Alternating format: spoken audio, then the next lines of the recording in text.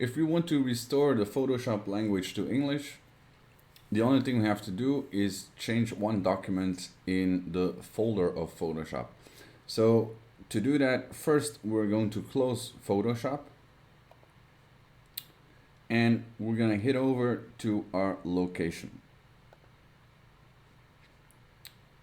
Inside Photoshop folder, we look for a map called locals or localis.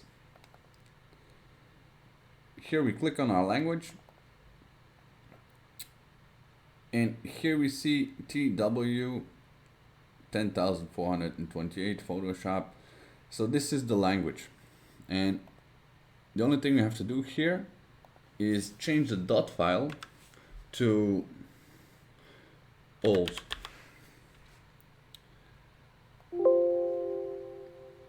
We click on yes, and we click on continue. And right now we're going to reopen Photoshop.